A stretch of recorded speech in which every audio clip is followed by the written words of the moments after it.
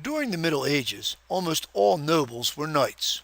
However, knighthood had to be earned.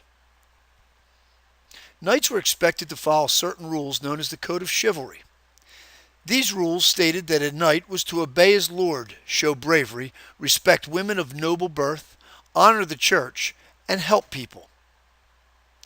A knight was also expected to be honest and to fight fairly against his enemies.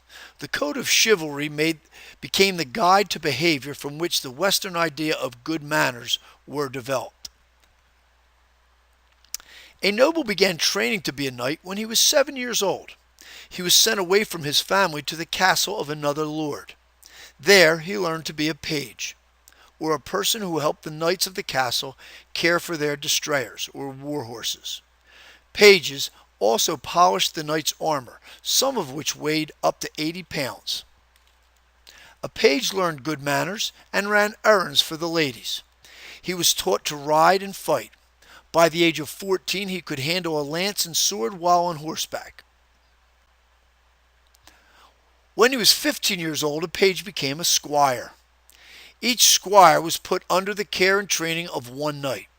The squire's duty was to go into battle with his knight. He was expected to rescue the knight if he was wounded or fell off his horse. If the squire proved to be a good fighter, he was rewarded by being made a knight. This was done in a special ceremony known as dubbing. The squire knelt before his lord with the sword suspended from his neck. He then promised to defend the church and his lord and to protect the weak. Then the lord tapped the squire on his shoulder with the blade of a sword and pronounced him a knight. The knight's sword was placed in a scabbard or sword holder at the knight's side. This showed that the knight would fight by the side of his lord. Knights trained for war by fighting each other in tournaments or special contests that tested strength, skill, and endurance. Tournaments were held in large fields.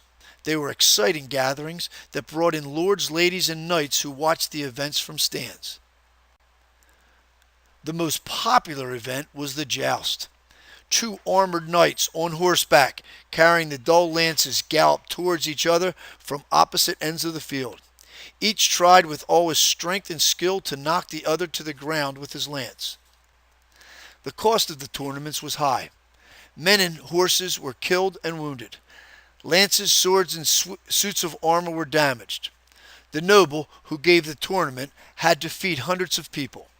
In spite of the cost, however, tournaments remained popular. In fact, it was believed that a knight who had not learned to fight in one could not fight well in battle.